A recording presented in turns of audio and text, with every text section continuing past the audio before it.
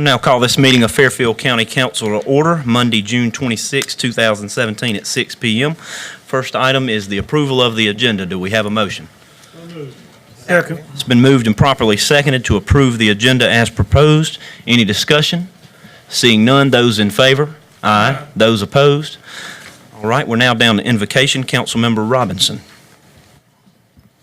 Let us bow our heads. Heavenly Father, once again, we are thankful for allowing us to have another council meeting. We are thankful for the decisions you are blessing us to make.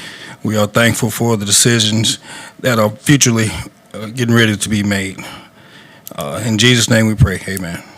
Amen. Thank you, Mr. Robinson. Now down to the approval of minutes for the regular meeting of June 12, 2017. Do we have a motion? So moved, Mr. Chairman. Second it. It's been moved and properly seconded to approve the minutes of the regular meeting from June 12, 2017 as proposed. Any discussion? Seeing none, those in favor? Aye. Those opposed? Thank you. We're now down to public presentations. There are none. And then first public comment session. Ms. Locklear. We have two speakers tonight. First, Mr. Jeff Schaefer speaking on ordinances.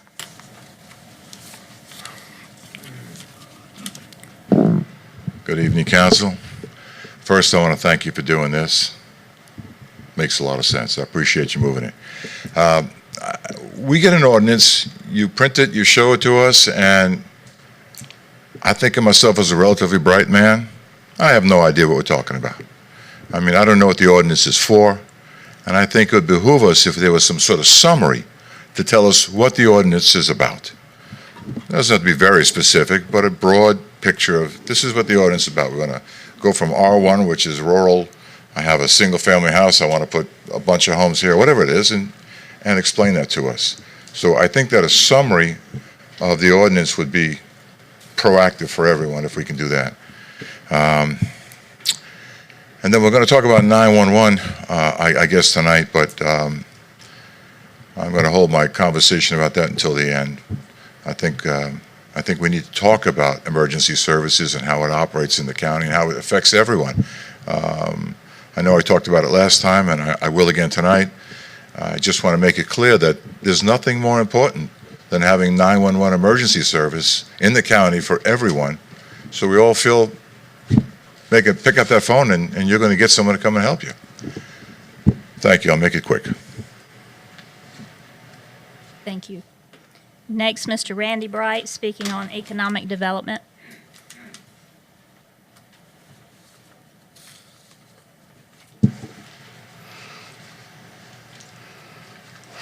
Randy Bright, District 1, Ridgeway. Albeit a small sign, this podium is indicative of the quality of our council. Something's not working right, we fix it. And you did. Thank you. It's good for everybody out there, everybody on TV, good for me, good for you. Small step, but a very good step. I'd like to see also our economic development presentation. Looking forward to that. That's another great step. And just a preface to the presentation, not to be an agitator, but just to be somebody giving perspective of our economic development. I don't know if you've seen the latest unemployment rankings in the state, but we are the 10th worst county in the state in the latest rankings in unemployment percent. Now it's gone down over LY, that's a good thing, but so is everybody else's. Our unemployment percent now is around 5%. And if you recall, that's the U3 unemployment.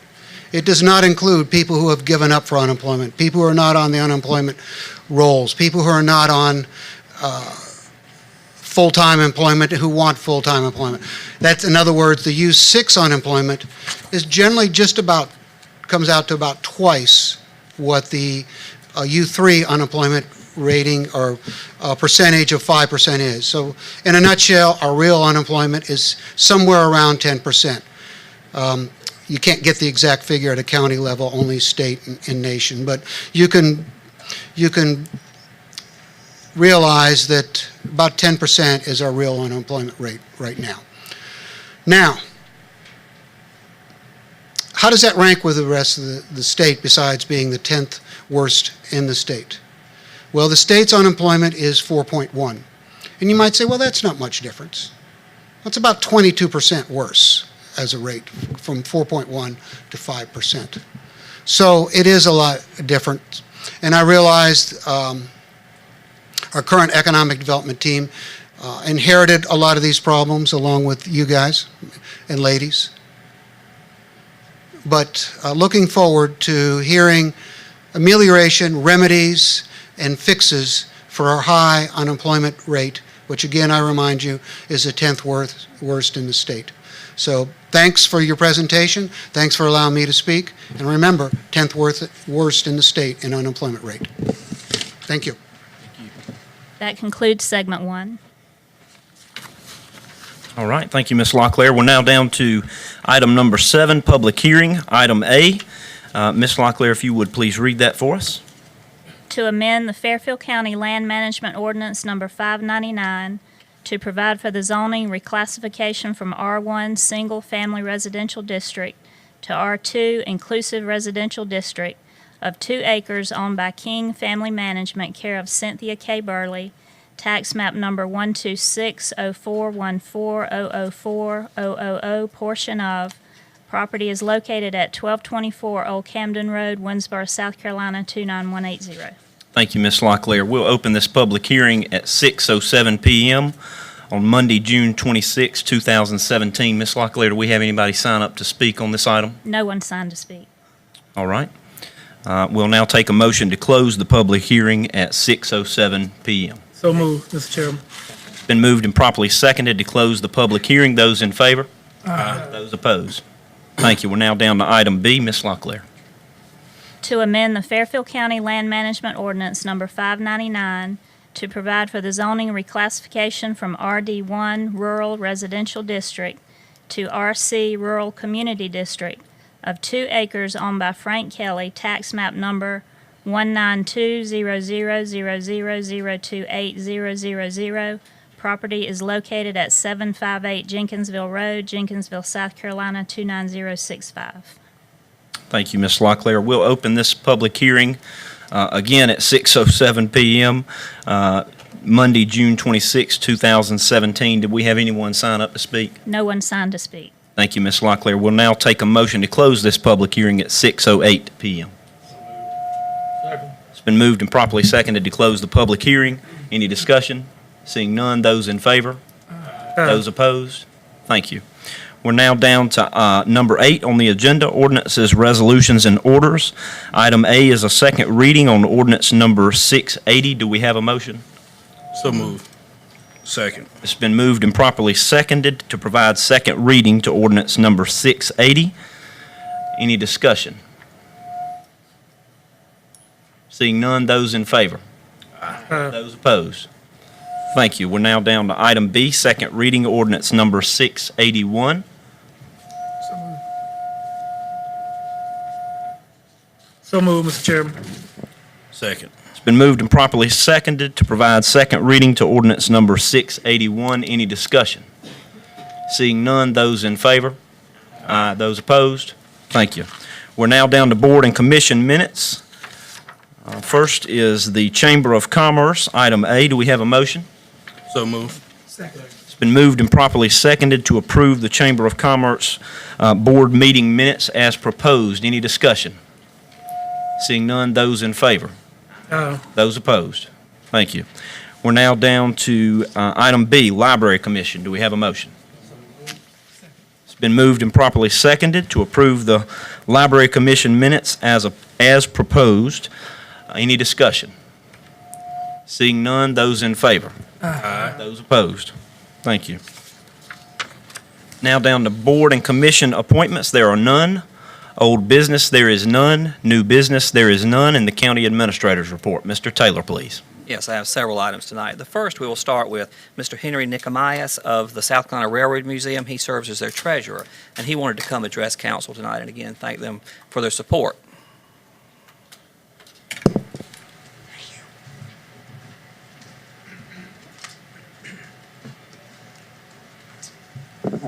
Got to lower this for us short people.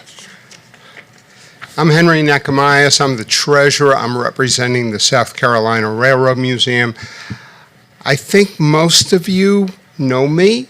A few of you don't. I really came in this afternoon just to say thank you. County Council has been very supportive of the Railroad Museum, and they have continued their support. And we are very appreciative of it. And I just wanted to really verbalize that to everyone. Just briefly, let me take a moment and tell you some of the things that we've done recently, just so you have a better idea of what we're doing and where we're going. Late last fall, we changed our hours. We had been open only on train days. And some of you may know Cynthia Banks Smith. We have hired her part-time, and she works as our administrator, office manager, ticket manager, gift shop manager, whatever. We are now open Wednesday through Saturday, all year from 10 in the morning until 4 in the afternoon. So even though we're not running trains Wednesday, Thursdays, and Fridays, the museum is open, no charge. The exhibits are open, the display train is open, and people can come in and see the museum gallery. So that has been a big step forward in making us a more professional operation. Ridership has gone up last year. We did over 10,000 riders. We have continued to do school charters, and that is an area that we're hoping to improve. We'd like to create some educational programs that we can give to the teachers before the students come, geared to the proper grade level, so that it becomes more of a learning experience. Obviously, kindergarten kids are going to need different instruction than middle school children.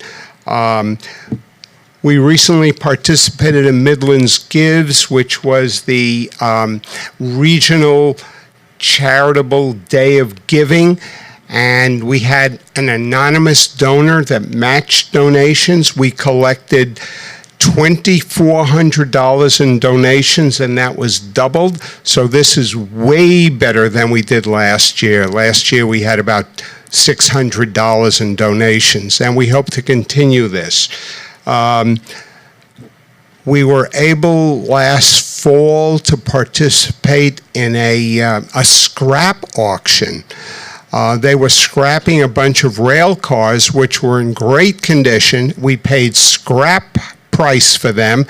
We acquired 3 bi-level coaches that had been commuter coaches between Washington, D.C. and towns in Virginia, and we hope to get those up and running shortly. We can use them in the winter when it's cold. The windows don't open, and the air conditioning requires electricity. With our 5 miles of track, it's pretty awkward to run a 5-mile extension cord, so we need something better. And that's on our list of things to do, is to acquire or build a power car that will give us 480 volts of power so we can plug all the cars in, run the air conditioning, the lights, the heat, etc. And pretty much last but not least, I want to mention the fact that we have just acquired, as a gift, 3 rail cars from Ringling Brothers. As you know, they folded, and they dispersed almost 100 rail cars. They have given us 4 of them. We've received 3. We have 1 more to come, which is an animal carrying car. We don't know if it carried elephants or guinea pigs, but it carried animals, so that's all we know. And they also require power if we're going to use them. We're doing a lot of work down at the Ryan location, adding new track for sidings, and extending the track 1/3 of a mile. So we currently have just about 5 miles. We will have 5 1/3 miles soon. And that just briefly gives you a rundown of what's happening. Mr. Taylor, is it appropriate for me to ask for questions or just sit down and be quiet? Any council members have any questions, Mr. Nicomias? Just a comment. I think you're doing a wonderful job. Thank you so much. Well, it's not just me, it's everybody. We're all volunteers except for Cynthia, and we try very hard. Thank you, thank you. I'm leaving some brochures here with free child's tickets for you folks or for members of the audience, and we hope that all of you will come and ride. Thank you for your time. Mr. Taylor, thank you very much. Thank you. Next, we have on the agenda Mr. Michael Adams of Goodwill. We're working with him to possibly have a location, a retail location open here in Fairfield County and/or do some of their job training programs, but he did call and say he was sick and would not be able to make it tonight. Next, council had requested that we have Ms. Phyllis Watkins, our E911 director, come and do a presentation on how that process works. And we do have Ms. Watkins here, and I will turn it over to her to walk you through how, when a call comes in, how we handle it and dispatch someone. Good evening. I'm Phyllis Watkins, and I am the director for 911 and emergency preparedness, so it's a dual department called emergency management. I came into Fairfield County in October of 1990 as a dispatcher, so I'm working on my 27th year here with Fairfield County. And I just wanted to do a brief overview of what we do in 911, because when you look at it on TV, they're been edited out, and you see or the news, you hear or see what they want you to see or hear. But actually, we can't do that. We cannot manipulate anything in 911 to work in our favor. All phone calls are recorded, all radio traffic is recorded, and when we disseminate it out, that's the way it is, because for us, these are legal documents. So we can't manipulate radio logs, even though they're handwritten. We can't use whiteout in the department. We have to stretch through it with a pen. So because when those documents goes into court, they have to be visible, and we have to verify that those documents are legal. They haven't been manipulated at all. And so we are constantly getting requests for subpoenas for court. So we are constantly doing tapes. So we are very mindful of what we do, and we know that these things are legal documents. So just to give you a little brief overview, Mr. Anderson. This is the 911 Center workstation. At that workstation, you'll have the radios, which has a call playback, your NCIC terminal, your telephone, which also has a call playback, and all these call playbacks are mandated by the state. We have a computer-aided dispatchers, which is called our CAD, which that's where we track our calls. EMS, the police department, fire, all those calls are entered in. That's what we have. That's how we track our response time the call came in, the time the call was dispatched, the time they were en route, the time they arrived, and time they cleared the scene. We have our emergency medical dispatch protocol, and we also have running in the background our eventide recorder, that's our legal document where we make all our recordings for to go to court, our FOIA requests. The types of calls that we receive from 911 are wireline, wireless, and text to 911.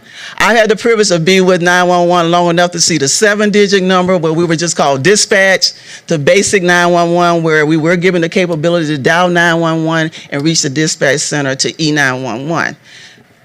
Our primary at that time was wirelines, but since the cell phones come into play, things have gradually moved from wireline to wireless. On the wireline calls, this is the one that we push the most because the wireline call is connected with the resident. The wireline call is connected with the address. So when you call from a wireline from your home phone, we get the caller's name, the caller's address, the caller's phone number, the classification of service, whether it's a business, whether it's a residence, whether it's a paid phone. We get the telco provider, whether they're getting it from Verizon, True Vista, AT&T. we get the time received, we get the emergency responders based on the emergency service number, which we call the ESN, and that tells us as what law enforcement goes, what fire goes, what EMS goes. On the wireless calls, this is when it gets a little complicated. And when people call in from a wireless call, they think that we have the same information that comes in from a wireless. But unfortunately, we don't. So for a wireless call, the only thing that we receive is the caller's phone number. Then we get the cell list provider's name, whether it's AT&T, Verizon, Sprint. We get the cell tower address. So now you don't get the resident of the caller. Now we get the cell tower residence address. We get the cell tower phone number and the classification of service. There are two types of service. We're all supposed to be phase 2, but based on we're more rural, less towers, a lot of our calls come in as phase 1. So what that means is that when it comes in and on our map, it just plots on the map where the cell tower is. So that comes in as a WRLS. And what we do there is we hit a rebid, it's a retransmit button on the phone system, and then it transfers us over to phase 2. And that's when we're able to get a Latin launch that we can put in, and it'll plot somewhere in the proximity where that person is calling from. But that could be 5, 6, 7 tries before we get that information to come in. Also, you get your wireless provider, the time received, an emergency responder based on the ESN, which normally that's just 870. That's the ESN assigned to cell towers. So when we see that ESN, we know that we got a cell tower coming in. And then we have the Latin launch. Now, the routing of the calls, when you dial 911, even though you're in Fairfield County, there's no guarantee that it's going to come into Fairfield County. And even if you're in Richland County, there's no guarantee that it's going to come into Richland County. We have a resident that's in Richland County off of Boney Road. And whenever he dialed 911, it comes into Fairfield County. So it's a responsibility of every telecommunicator to verify whether you call from a landline, a cell phone, regardless, you have to verify the information that you're being routed to the correct place and that we have the correct address. So just because you dial 911, regardless of what county you're calling from, don't assume that you got that county. Then we have, which just came online the first of the year, is text to 911. You're now able to text us if you're in a situation where you cannot speak, or if you use TTY or TDDs. Now you can text 911, but the only information we're going to get is the cell phone provider's name, the time the call came in, the caller's phone number, and the lat and the longitude of the cell tower. So what these situations now, they put you in with wireless and text to 911, you must be able to give us the information or we're not going to find you. But you've got to let the dispatcher prompt you for the correct information that she's going to need or he's going to need to get you the services that you need. So the questions to the caller when it comes into the 911 center, we're going to ask you your location, we're going to ask you the type of incident, we're going to ask you your name, your phone number, and all relevant information needed to dispatch those emergency services and to continue to keep them informed of the situation. So what is our objective? To control the call. So if we ask you a question 6 times, we're trying to control the call. Because if you're irate, we're going to keep asking you to get control of the call. So if you get a call and say, where are you, what's your name? We're going to keep asking you that one question because we're trained to repeat the question until we get control of the call. So what goes on behind the scene? When we receive a law enforcement call, the dispatcher ascertains the information from the caller and disseminates to the deputy assigned to that response area. And with the sheriff department, they're assigned by east, west, or center. And they determine how many officers and what officer to those areas. But on certain calls, they may be 2 or 3 deputies that will respond to that situation. So if you got something like a domestic, it may be 2 or 3 deputies that's going to respond to a domestic. So it's not always one officer going to a call. It just depends on the nature of the call. for EMS, our practice is that the call taker or the dispatcher ascertain the information from the call and proceed to enter into CAD. Once the location has been established, that dispatcher or another team member will notify EMS to prepare for a call. Now, if you're on the phone with that dispatcher and things go mute, the way we operate, we use headsets. So if they have you on there and they key the mic to talk to someone on the radio, it's going to mute. So it's going to be like a quiet period where you won't hear anything from a phone conversation because it's designed to mute out what's being dispatched over the radio. So if you hear a call, you hear a recorder, and you say, well, nobody's saying anything, that's because they have keyed up the mic to the radio and they're talking to someone on the radio. So after EMS verified that they're ready to receive the call, dispatch call, then they're given the information to respond. Now, based on the EMS call, if that person needs or requests emergency medical protocols, then that dispatcher stays on the line with that person, giving them the information, asking the right questions to get the information to relay to EMS, and they're going to be on the line with that person until that EMS says, I'm on the scene. For fire, once the call comes in and they get the location, either that dispatcher or another dispatcher will put fire on notification that they have emergency traffic. And right after they let them know that they have emergency traffic, then they set the tones off for the fire department. And at which that time, we dispatch out the required number of the fire departments to respond. And that's based on what type of fire it is and the availability of the volunteer fire departments. Now, one thing you may hear, when we dispatch fire calls, you may hear them say, we have a 1070, which means we have a fire. And it could be a 1070 structure. But that structure based on, it may not be the building itself that's on fire. If it's the chimney on fire, if it's a stove on fire, we dispatch it out as a 1070 structure. So they're required to ask some additional information. So if they ask the information, what's the name of the resident, then basically people are saying, well, it's a 1070 fire, you ought to see the flames, but not necessarily so. And if it's smoking and it's midnight, then you're not going to see the smoke.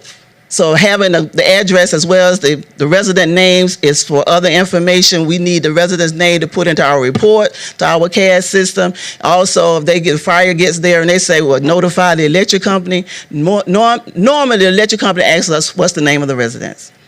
And so when we get it, we don't have to keep going back and forth with the fire units that's trying to manage a fire, trying to get information. Any questions from council? Council members have any questions? You record date and date also on all these calls and Yes, reports? all calls are time-stamped with date and time.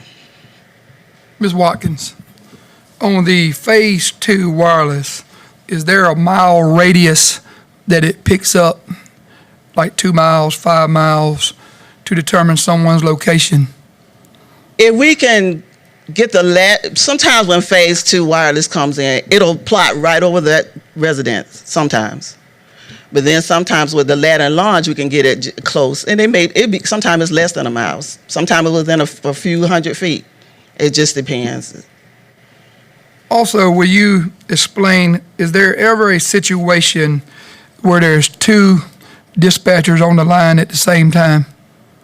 Oh, yes. When we have trainees, there's sometimes that some callers are so irate when they're calling that one dispatcher may not be able to comprehend quite well what they're saying. I mean, I've been in that position where someone else gets on the line and they ask for assistance, like, would you get online and listen to what they're saying, and maybe you can help me understand what they're saying. And some people have speech impediments, and so sometimes it takes 2 dispatchers. So there can be a dispatcher taking information and another dispatching units to the scene, correct? Basically for EMS and fire, that's the procedure. And you don't have to be online with them we're in close enough proximity that if your conversation, our practice is that you don't whisper on your phone conversation. You speak loud enough where someone else can hear what's going on. But the minute that they say, I live at 350 Columbia Road, they're trained that we're entering this information in CAD as I'm taking it on the phone. That's why we wear headsets, so you don't have to have a handset holding it on your shoulder trying to take the call. You're able to go ahead and enter the information. Once it's populated and they put 350 Columbia Road and they say save, every dispatcher can see what the location is. So next dispatcher can say, all right, station 1, we have a 1070 at 350 Columbia Road. So they're already putting them on notice. So we're talking about sometime with the matter of seconds.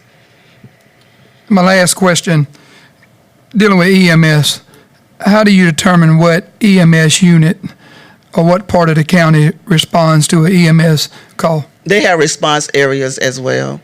Unit 1, 2, 3, 4. They have different response areas. So if it's a Blair, then you have the EMS unit for the Blair section, and there are roads and that number we talked about, the ESN number, it's assigned to certain roads. And if that EMS unit is on that assigned to that road, it'll be identified which EMS unit to send. Thank you. Any other questions from council?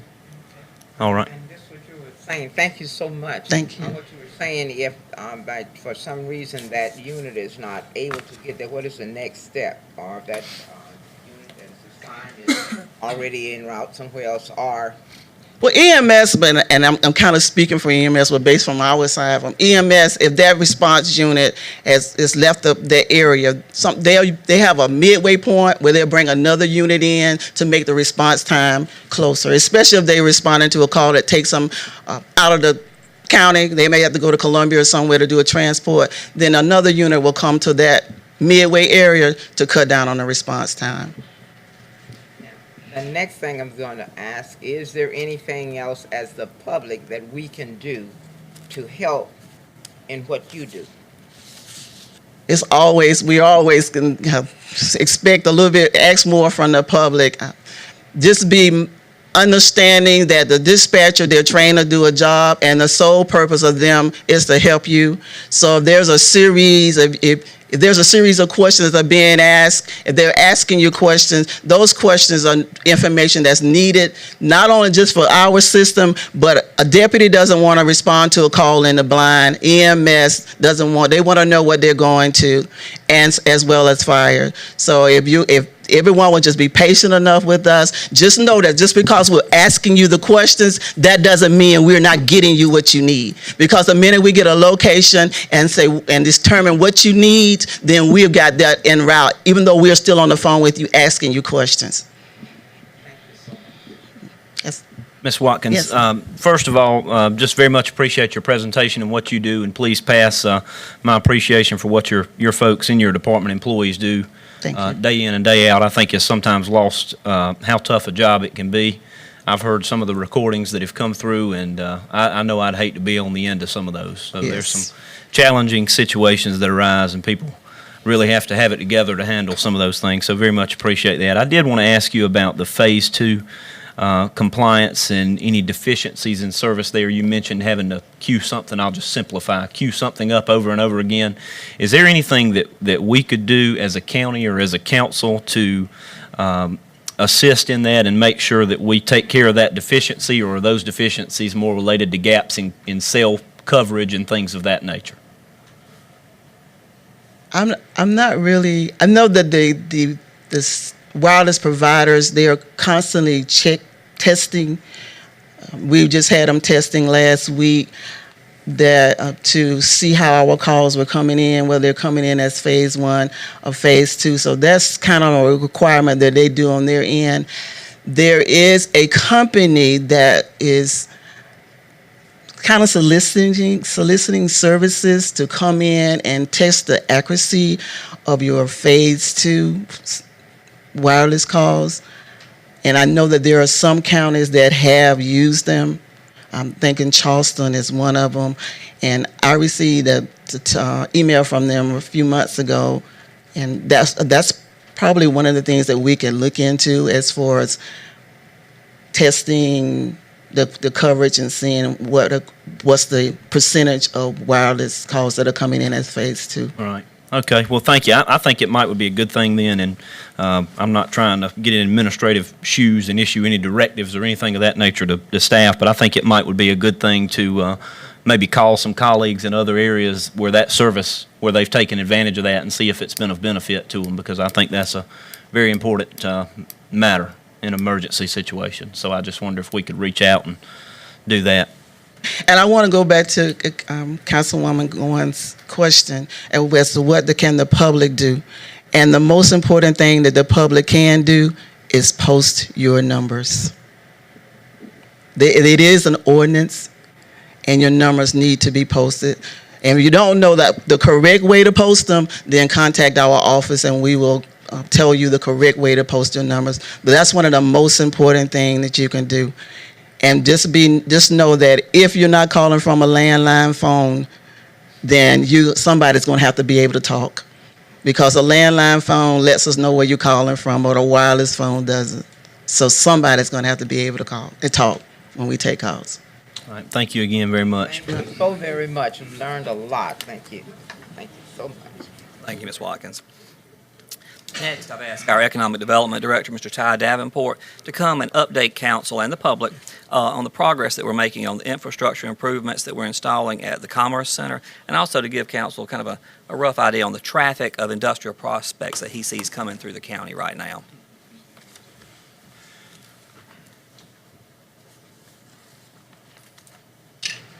Thank you very much, Mr. Taylor. We're going to give you just a quick overview of what we've done over the last 8 months or so. So I want to get started. So I don't know how many of y'all were at the Chamber of Commerce dinner the other night, but the consultant we had in there for economic development talked a lot about product development. So we've been working really hard on the Commerce Center and some other projects.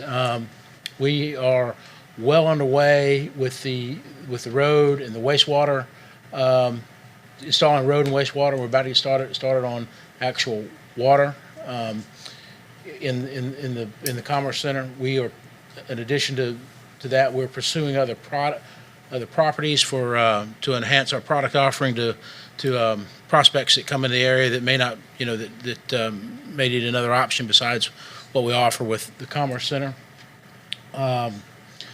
We had some problems with the entrance to the Commerce Center. We modified that, got that corrected. We have an architect who's designing an addition to the reception building out there that will house the economic development office. So we'll have 2 offices out there and a small conference room that we can use when we meet with prospects. So that's going on right now. We should have the plans in the next 2 weeks. Looking forward to getting that done.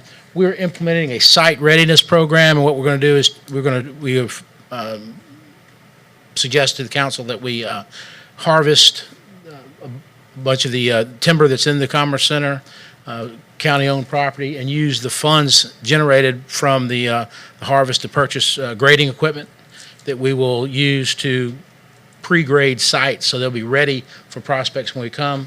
One of the things we've seen that we've had prospects coming in, particularly folks from Europe who, they don't like to cut down trees, and it's just a different culture. And so when they come to our community and we show them an industrial park full of trees, they don't like the idea of having to cut that down. So we're going to do it for them, and then also kind of pre-grade so it doesn't look like the task doesn't look so daunting, so they can get started.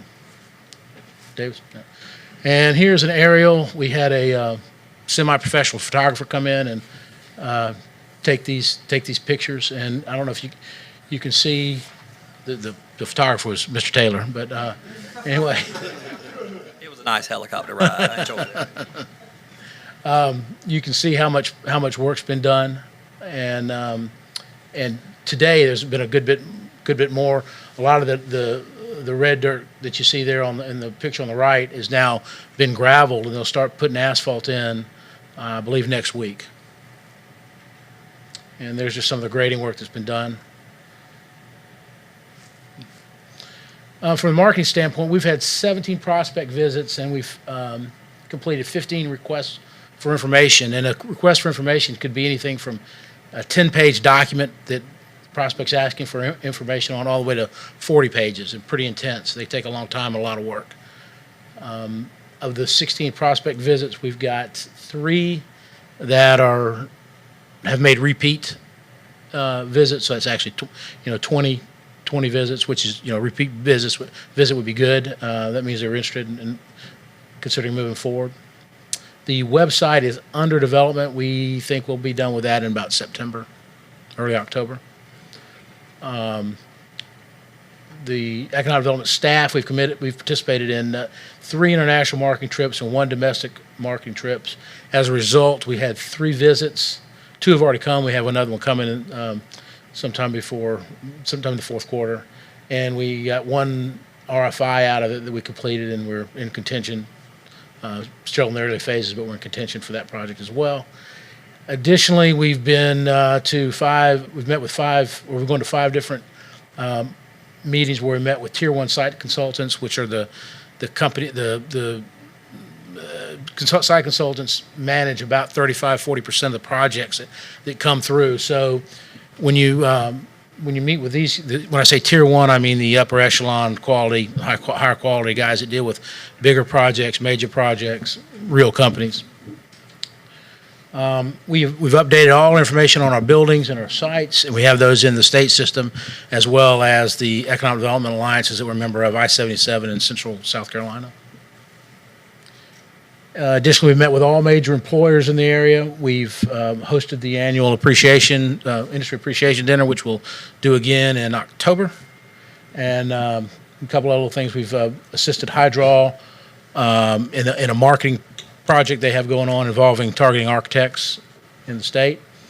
And we are working with Element now on some legislation, federal legislation, trying to get our state legislative contingency to support them in their efforts to have some tariffs reduced.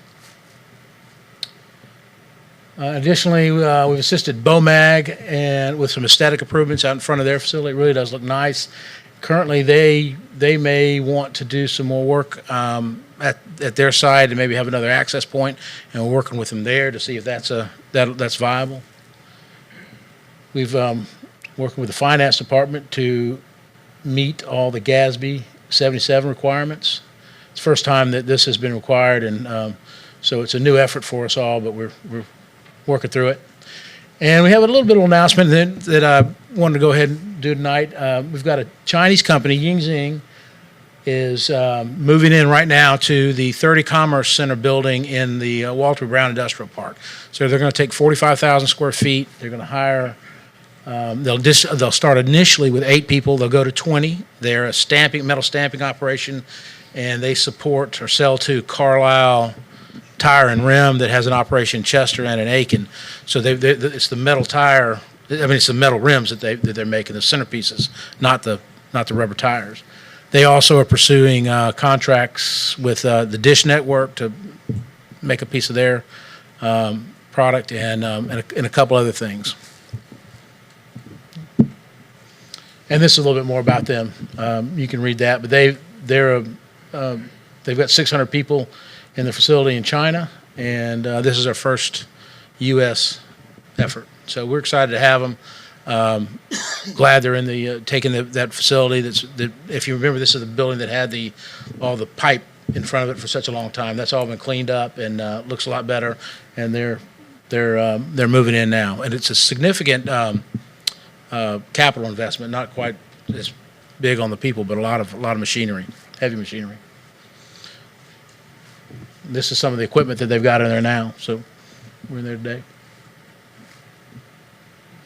Talk quickly about grants. Just a little bit of history. In 2013, the county received $440,000 in grants. In 2014, there was none. In 2015, $350,000. And these are economic development grants. The economic development grants only. We need. I'm not talking about.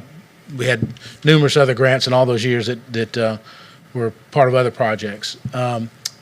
Since in 2016, we received $719,000 in grant funding, and all that grant funding was directed to the county. A lot of this other funding was really passed through the county and went to the company that was being recruited. So we think that's significant. That's 3 times the economic development budget. That's what we've got. Any questions? Any questions for Mr. Davenport? Mr. Douglas? You mentioned BOMAG. What assistance are you talking about giving BOMAG? I mean, is it using the county's equipment or? Well, they want to have an access road from the back, and we're looking to try to figure out a way to make that happen for them. We own the property back there, so They're asking for you to let them have additional property to make the road, or the county's going to have to make the road for them? There's a couple options. One, we will not have to give them anything. They won't need anything. They'll be able to do it on their property. Right. The other option would be we would have to give them some property, and that's really all the assistance would be. We're not going to pave the road or do any of the work. All right, the Commerce Center, I think you have a grant to help with the Water line. Right. Okay. And you said you had 3 international meetings. Yes. This was held where? Well, we went to Germany twice and Sweden once. You didn't invite me. You can come next time, I guarantee you. Any other council members have questions or comments? Thank you so much for what you do. I don't know how I can say this, but kind of in a nutshell, can you just say for the purpose of our citizens just how important all of this is to Fairfield County? Well, I think Mr. Bright brought up the the unemployment rate, and I think his numbers were pretty close to what I calculated with the folks that have just pulled out of the workforce. So if you take the percentage that he used and the number of people that represents, if we can create 440 jobs, that'll get us back to average. Okay, for within the state, based on, and his numbers were pretty close, but based on what I know. So we have, a lot of you may have heard this before. We have a lack of product in the county, so we're working real hard on that. And when I say product, I mean certified industrial sites that are move-in ready for prospects. You know, the world moves fast now, and people want to start making. They want to quit investing money and start earning money. So we need to have our sites ready so that when they come in, they can get their building up quickly. Or we need to have a building in the ground that they can move into too quickly. And what we're doing at Commerce Center is very important for that. And what we're doing but the Commerce Center is not the answer for everybody, every company. So we're looking at other properties within the county as well that would give us more diversity. Mm-hmm. Thank you. Anybody else? One more. All right. We learned at the I-77 Alliance meeting that if Fairfield County did produce some industrial sites to be used, that our job market goes all the way from Charlotte down to Richland County. That's right. So we have a lot of people that would be willing to work in these places if we could get them going. Mm-hmm. You're absolutely right. We're in a great position. It's our turn next, right? So there you go. Okay. All right. Mr. Davenport, just very much appreciate your presentation. I think it was very informative. Appreciate what you do. Just also wanted to share with folks, and a couple of these things were just mentioned really by other council members. There was actually, I think it was put out maybe today, the Department of Revenue, they had their first Governor's Local Government Competitiveness Council report put out, which was established by Governor Haley maybe last year, and they've been doing some work to kind of quantify counties and what they're doing to attract industry. I just want to share a couple quotes from that for the benefit of the public and other council members. This was just issued today. I saw it on an I-77 Alliance thing that came out. One of those is that Fairfield's population within 40 miles of the county seat is 323,473, which is the largest among all Group 3 counties. Group 3 counties in the report were counties with citizenry less than 30,000. Another quote is that Fairfield's announced job creation as a percentage of population was 3.5%. It does not say the period of time. There is another reference to period of time from 2005 to 2014. I think it may be referring to that, which was the highest within Group 3 and makes Fairfield a high performer within the state. in terms of job creation as a percentage of population as well. Another thing in the report was that Fairfield County scored high in business friendliness of the utilities and services provided by local governments, where it scored third out of 46 counties. I don't know how that was quantified, but that's a good thing to hear. And everything else in this report, which I read today, there's a couple pages devoted specifically to Fairfield County, our infrastructure, information on property taxes, employment, all kind of information in there. And the good thing is that in light of these deficiencies, every one of them are things that we're currently actively working on. So we are doing everything that we can to make sure that we increase and improve economic development opportunity or an activity within Fairfield County. Thank you very much.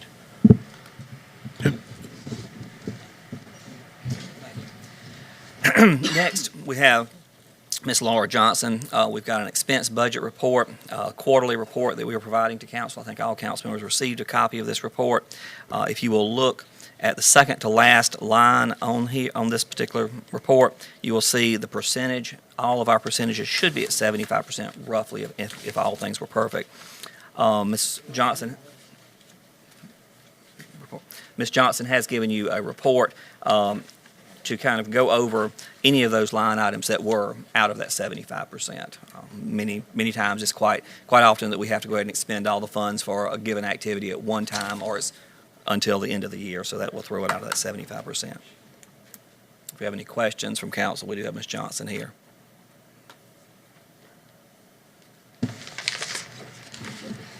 Good evening, council. First of all, I want to apologize for the untimeliness of this third quarter report. We were in the midst of the budget process and took a long time to kind of get through that, long hours. And this report was basically an oversight.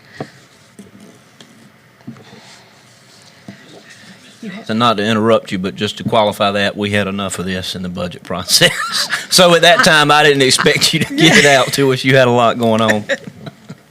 And so I guess I'll go with council of how detailed you want me to be. If you want me to go line item by line item, because you have the explanations in your possession. But in summary, there were only 9 departments that exceeded the 75% rule. So we're 3/4 in, 75%, and it was only 9 departments. Some of them are reoccurring from the first quarter and the second quarter. So if there were any specific ones, I could go over those. Any council members have questions of any information that was in the report provided to you? When was it provided? This was provided in your email agenda packet that came out last Wednesday.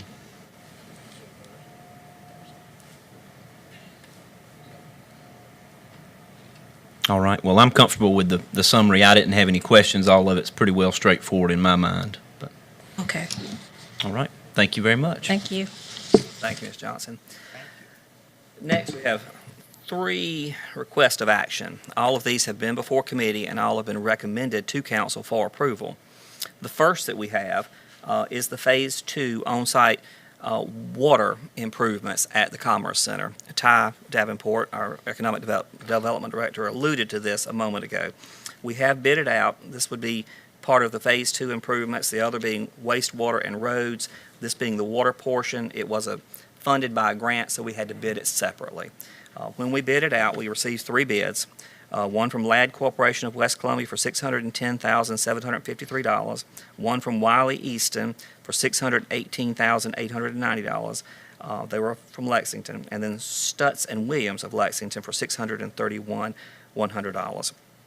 Obviously, Ladd Corporation is the lowest, and that is the one we're recommending to council to approve to install 7,600 linear feet of 12-inch water main along with 14 fire hydrants. Right, do we have a motion? So moved. It's been moved and properly seconded to approve the request of action as stated by the administrator. Any discussion? Seeing none, those in favor? Aye. Those opposed?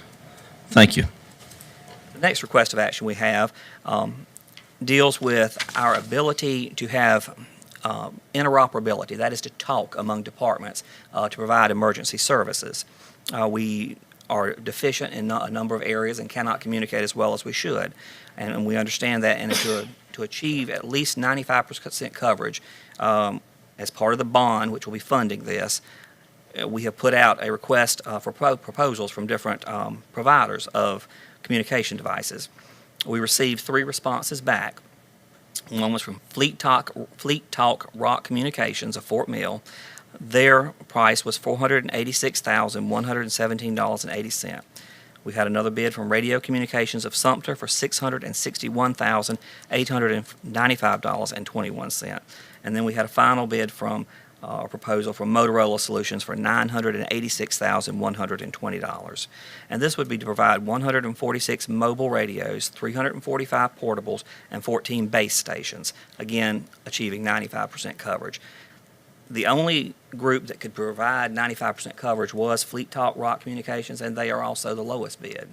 With the discrepancy in bids from 486 to 986, we did investigate fully to make sure that that their bid was good. When you have a bid that much lower and that much discrepancy between bidders, sometimes it raises red flags. We checked on a number of people, checked with the state. Everything came back positive on Fleet Talk Rock Communications. In addition, I will add that where the others were $65 continuing cost on the mobile radios, Fleet Talk is only $15 monthly fee. So they're cheaper in all respects, and they provide better coverage also. So we are recommending that Fleet Talk Rock Communications, that bid be accepted, and we move forward with purchasing radios from them. Do we have a motion? So moved, Mr. Chairman. Second. It's been moved and properly seconded to approve the request of action as stated by the administrator. Any discussion? Seeing none, those in favor? Aye. Those opposed?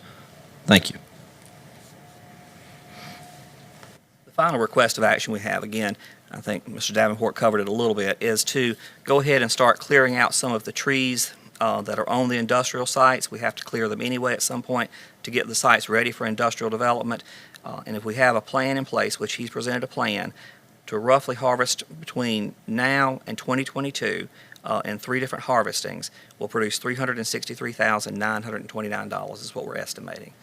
There's 2 parts to this request. We're requesting to go ahead and start timbering the property so we can receive the income, and then to take that that revenue from that timbering and put it back into equipment so we can use it to clear the sites in-house and again save money on the grading per acre. Do we have a motion? It's been moved and properly seconded to approve the request as stated by the administrator. Any discussion? All right, I'd just like to say I don't know who came up with this idea out of administration and the economic development department, but I think it's a fantastic way for us to save money and take use of resources we already have. Very much appreciate the work on that. Seeing no more discussion, those in favor? Aye. Those opposed? Thank you.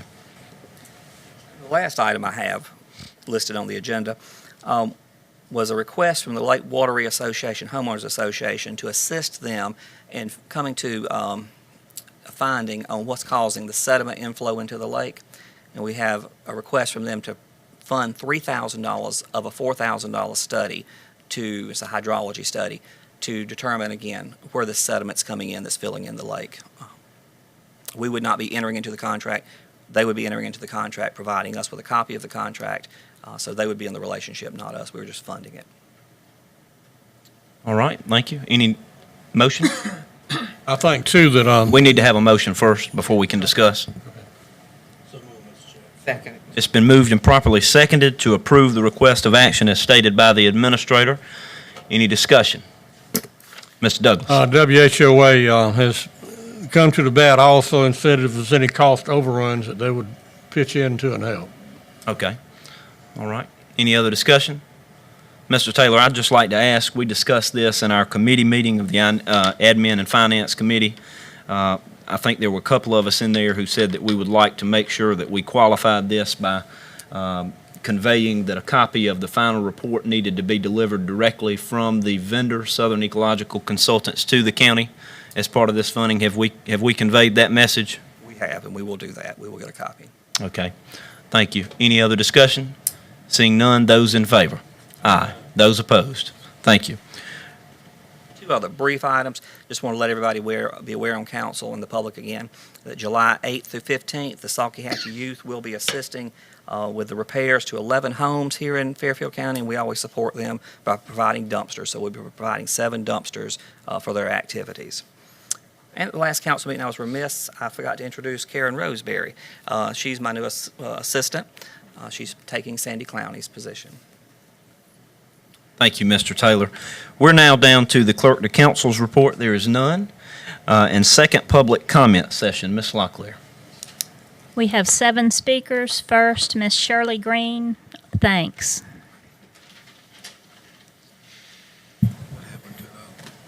Good evening, everyone. It's such a pleasure to stand before you to thank members of council, the economic development staff, county manager, and staff for attending the Fairfield United meeting on the 19th of June. It was just such a wonderful time when we could just sit around and have discussions and really talk about the county and some of the things that are expected and some of the things that are going on.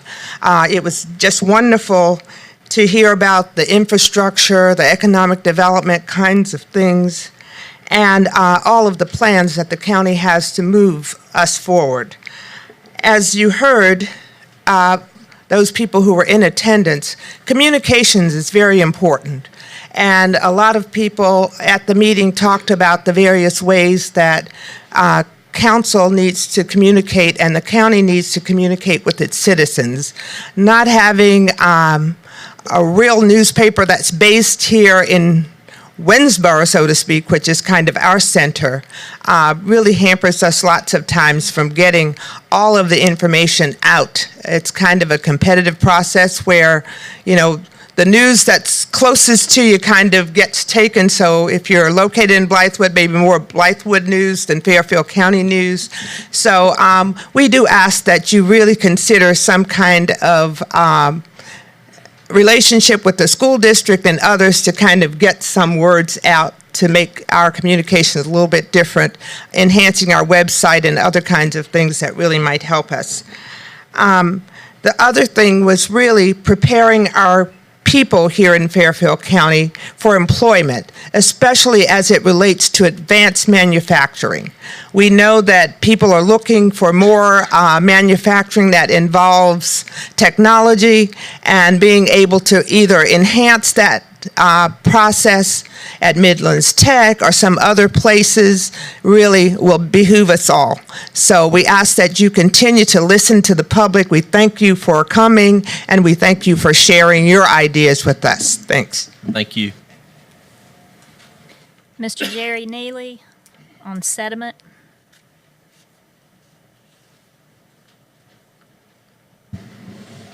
It's been some time since I stood up here. I just wanted to make a few comments, follow up to Mr. Taylor's mention of our issues with sedimentation problems, primarily in Wateree Creek on Lake Wateree. I've been a head of the Wateree Homeowners Association or a board member for nearly 20 years now. So this is not something that's new to me. My family has been around Lake Wateree. Somewhere or other, there's a picture of me at the old dirt landing on Wateree Creek with my droopy diaper hanging off. I need to find that thing. As information, 37% of the water that flows into Lake Wateree comes through Big and Little Wateree Creek, 2 little parallel streams that come out of Fairfield County, 37%. That means more water comes into Wateree Creek than comes over the dam all the way down the Catawba River from North Carolina and everything else.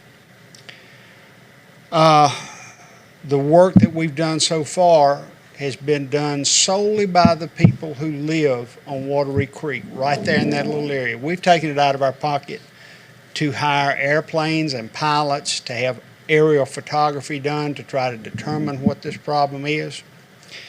What we've seen, and we had a meeting where we showed that to Mr. Douglas and Jason, that plume of sediment during heavy rainfall comes out of Watery Creek where it hits the main channel. And at that point, it goes downstream and deposits sediment through the entire border of Fairfield County, all the way down to Kershaw County on Lake Road. Every inch it's depositing sand, and every inch that water is getting shallower. To 8% plus, considering the number of new houses that have been built out there since that information was in 2007. It's gone up since then. Your tax base is being threatened out there. We just like to have some help in trying to find the cause of this problem, find a solution to the problem. We're going to find that somehow, and we'd like your help in doing it. Thank you. I appreciate your help. I'll throw this out as a chief of a volunteer fire department. We need those radio folks. When they don't call it Ridgeway for nothing. The biggest problem we got is the ridge.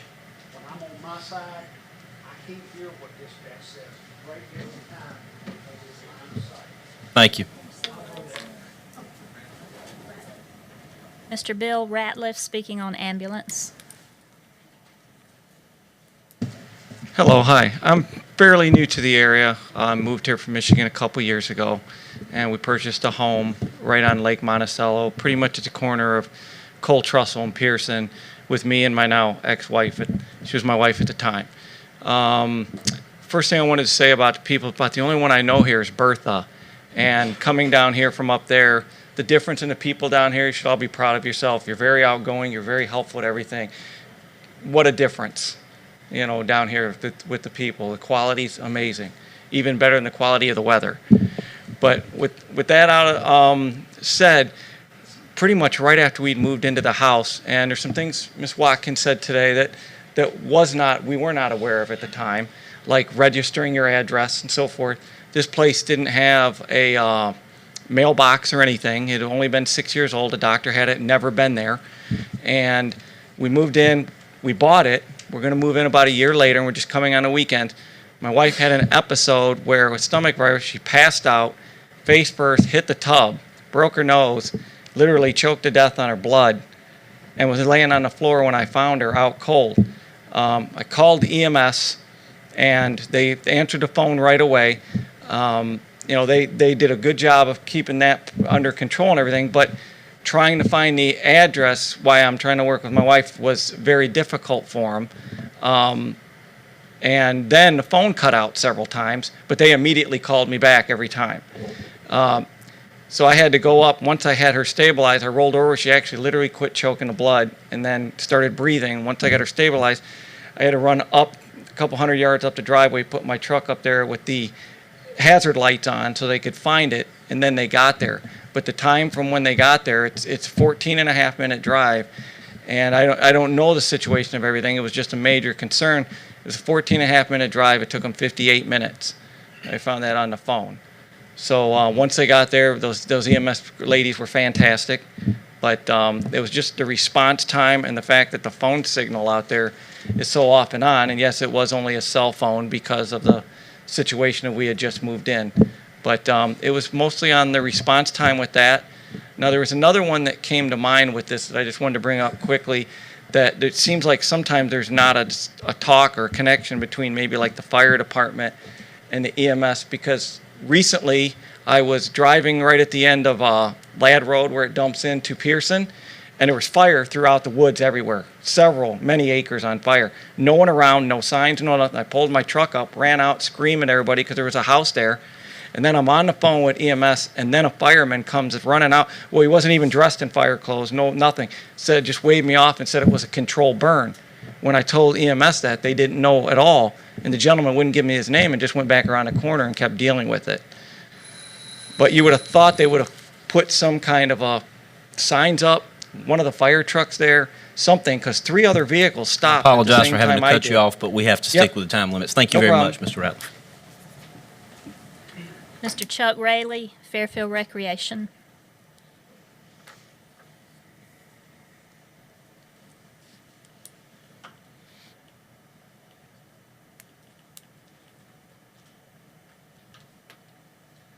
Hello, everyone.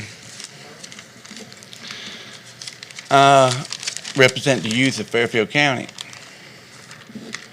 And as most of you know me, I've been coaching down at Jolly Park for 40 years.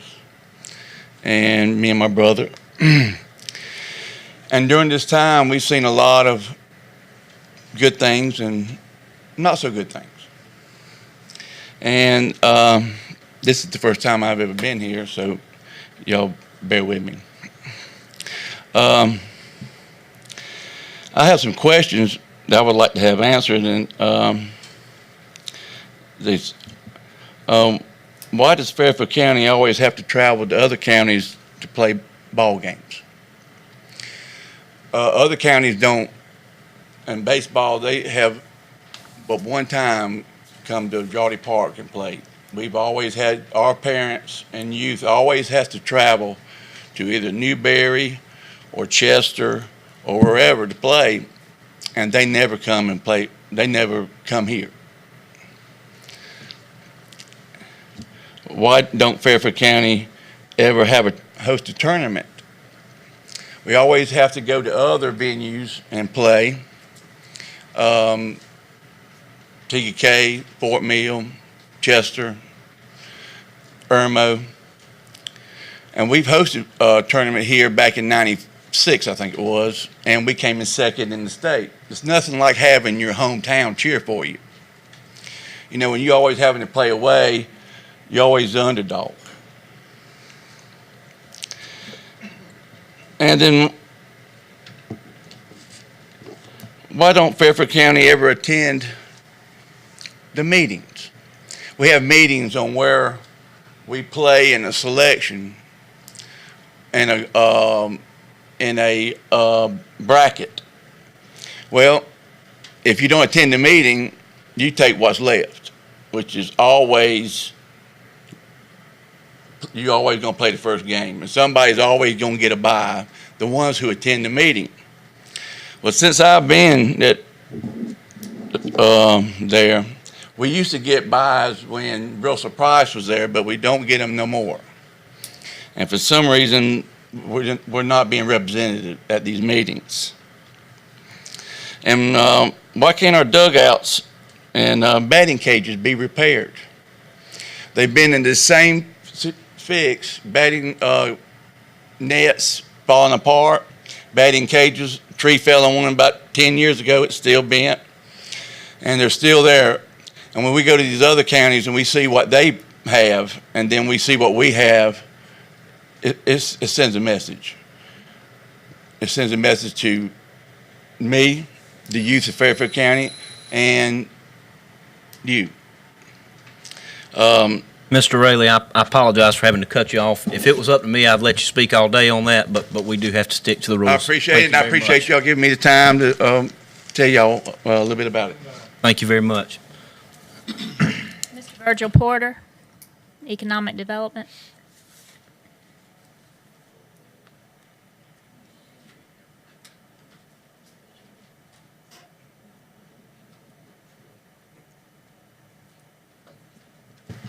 Mr. Chairman, Madam Clerk, Mr. Taylor, I'm Virgil Porter, for those of you who don't know me.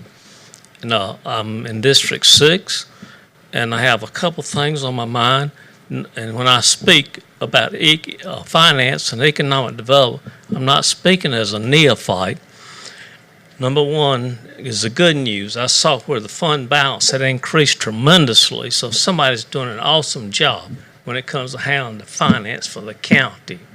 And secondly, as I hear about we're preparing for all these industries and everything, but I'm wondering how aggressive we are. Do we ever put together a blue ribbon committee and identify what type of industry this county needs, and then map them out on a county and go get them, instead of sitting back waiting on somebody to call you and say, we're going to bring you a prospect? You understand, is it Davenport or Davenport? Yes, sir. And again, I think the idea of being more aggressive about going out and getting instead of waiting on somebody to call you is very important. And I'm going to finish up, Mr. Chairman, with one comment. And the people I know in this county, and I know quite a few, they say, thank the good Lord Providence is going to do something about that hospital. Thank you, sir. Thank you very all. much. Mr. Jeff Schaefer, 911.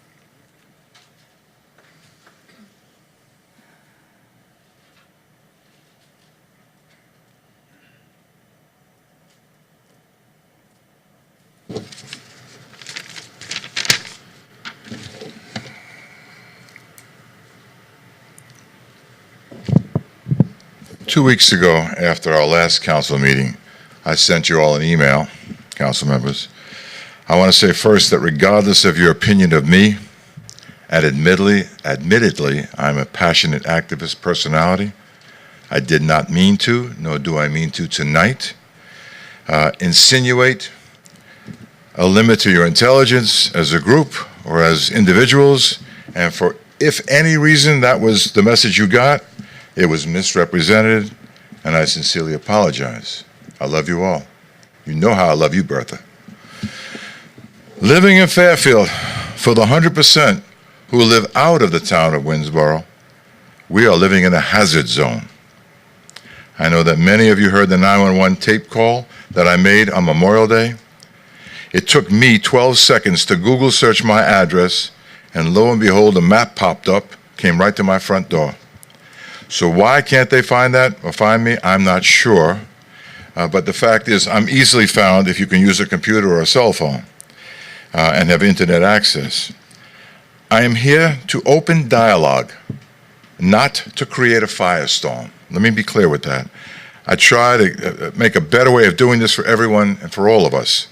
As a citizen of the county, I just expect services to be running properly and efficiently and safely for all of us. And lastly, on the note that was spoken before, I hope that if there's any communication or discussion on any subject the public has brought up at this meeting tonight, in which council members get to chime in their thoughts on that subject, I believe it would be a sign of respect to the people who come to these meetings. It would also I would also ask you that they have anything to contribute to what has already been represented, that you put a time limit on an audience participation and proceed. I think you'll be amazed at what you hear from the peanut gallery if you ask. An open dialogue works in a marriage and in a government. It's key in solving all the problems, and all problems have solutions. For those of you who missed it, this is my property burning up. But I don't have any more time, and I made my point, and we need to do better. Basically, we need to do better, and I think we can do better, and I thank you. And no offense to anyone. This is just how I come off. Thank you. Mr. Randy Bright, News.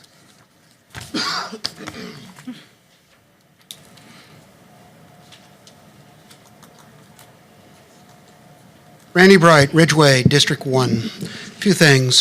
First of all, it was interesting to note that the gentleman who spoke on the recreational facility pointed out some things that I did 2 or 3 years ago. Guess they're still not fixed. Something that the county has done, which I think is a tremendous step, and you've made a couple additional steps to even improve it, is the payment register. It gives citizens and others alike to be able to track where our money is going and how it's being spent and to whom, and you can kind of figure out even why on this, and there's been some updates. But a couple of issues I still have with the payment register is, number one, we're about 4 months behind. We're not current. And I, heard earlier, we've been doing work on the budget and things like that. But I'd like to see us more current. The last update was made with February's fiscal month, and we're now in June, almost the end of June. So I'd like to see a more timely application of that. And in searching through February's, and you see this in several months, there's a couple of items that really stick out, payments, and one is to Mansfield Oil, $43,000 for the month. Of course, that's gone down through the years, but I've never heard us do a bid on our oil supplier. since I've been coming to these meetings and haven't heard that happen. Maybe there's a reason why it hasn't happened. Maybe there's some obstacles to that. I don't know. You know, it's obvious that the price that we pay is pegged to some CPI for oil, but you know, that still doesn't guarantee we get the best price possible. And usually when you bid, you get the best price possible, as long as you include the quality of service also. So I'd just like to see us either have an explanation why we haven't bid that very expensive service out, or when are we going to start bidding it? And I realize you can't bid on it every year, but at least every 2 or 3 years. Let's just get value for our money. That's a lot, $43,000 a month. And remember, what else could that go for? Also, another one that stands out is waste management. $36,000 for February. That's a lot too for 1 month. I haven't seen a bid on waste management. And I know there's a lot of competition out there for oil and management. So if we could just look at those and make some adjustments if possible. You can give us more money to spend on fixing 3-year-old broken recreational equipment. I would also like to add good presentations that the county came up with. Ty and the gentleman from the Railroad Museum and the other speakers, very informative. I'd like to see more of that. Thanks. Thank you very much. That concludes segment 2. Thank you, Ms. Locklear. We're now down to council time. Do any council members? Mr. Roof. Yeah, Mr. Chair, a couple of things. I don't know how we could do this prior or during our council meeting, as someone mentioned about a brief explanation on some ordinance and rezoning issues that come up, if that would be possible, maybe at our next meeting. But I mean, just so the public would know, just if we have one or two, is that, I mean. Are you asking about each individual meeting? We put a summary on there? Yeah, just a brief. Well, here's my thought on that, and I've been saying this since before I was on council because I heard other folks making the same call that there needed to be a summary put on the agenda. As we know, the chairman sets the agenda, and I would never try to steer things my way, but when you have one person set an agenda and you let them put the summary on there, it's probably going to sound the way they want it to sound. So that's why I've been opposed to that in the past. If anything, anybody can, maybe mention something else on that. I'm open to anything else, but that's been my first thought on it. In addition to that, I mean, we just to qualify it, we do have, every time these things come up, there's a public notice that goes out, is sent to the Planning Commission before it comes here. They meet on it. We meet on it in a committee meeting and discuss it in further detail before it gets here. So, I mean, I think there's plenty of opportunities for the public to avail themselves of learning that information. Also, any request that's ever made to me personally, I make sure to send that out, to them in a transparent manner. Okay. Well, I see that down the road we'll be having these department heads, so this will come up for discussion later on in, I guess, first of next year. But so I think that's a great thing for the department heads to explain what they do, and so the public is more informed. And also the recreation, I think we have a lot of issues there that were brought up and have been brought up a number of times in the past. But I think we really need to take a hard look at all our facilities, and they all need to be upgraded to good working order, because I know that they're not. And I also would like to say thank you to the presentations made tonight. These were good. And these are great for the future too. So, thank you. Absolutely. Mr. Douglas. I didn't attend your Fairfield United meeting, but I do have a little information for you. There is a local paper, Fairfield, Voice of Fairfield. 3 weeks ago, the lady that owns the Voice started putting out a paper for Voice of Fairfield and Voice of Blackwood. And she has recently bought a building in town to have her newspaper office. So she's remodeling it now. Something I talked about last time. 2 of the most important issues facing the future in Fairfield County is supplying water and sewer to everyone and having the services in place for industry. as needed. Large landowners pay ag taxes set by the state. Most have hunting leases on these properties and receive far more money on the leases than they have to pay in the taxes. I propose we, the Fairfield County Council, charge 50 cents per acre on all property owners that own 1,000 or more acres and deposit these monies in an account for the purpose of building the 2 sewer plants we need and supplying water over the whole county. Anyone else? All right. I like to respond to things a little bit in council time when I can. And first of all, I'm not sure about Mansfield Oil or any information there. I know that Waste Management has been bid out, and we're in an ongoing contract with them, so that's why you see the monthly payments there. Another thing on recreation, there's been some discussion about what council has and has not funded in terms of facilities. Let me just tell you, looking at it from my objective perspective as someone who's sat up here and gone through the budget hearings and readings over the past 3 years, we haven't really been asked for any increased funding in recreation. We've been asked for some capital project funding in recreation. Most of that we have funded. I think maybe we didn't fund a new roof on a dugout or something of that nature that I personally went out to and didn't think it looked that bad. But I know there are a lot of deficiencies, and I shared with staff in our budget meeting this year that really for any department and for recreation as well, that I feel like there are 2 things that can affect a department's problems if there are any. And one is that we're just not running things the right way, and another one is we're not funding them the right way. And if anything that we have problems in, I ask the directors of those departments, if we're not funding them the right way, why haven't you asked us for more funding? So that's my 2 cents on that. Thank you very much. Anyone else? All right, we'll now take a motion to go into executive session for the following matters. A, personal matter regarding county administrator and clerk to council. B, a legal matter regarding mega site resolution of a land issue. And C, a contractual matter regarding acquisition of easement for sewer line to serve the Commerce Center. Do we have a motion? So moved. It's been moved and properly seconded to go into executive session for the stated purposes.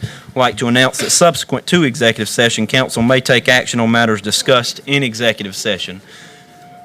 Those in favor? Those opposed? Thank you. We're now in executive session.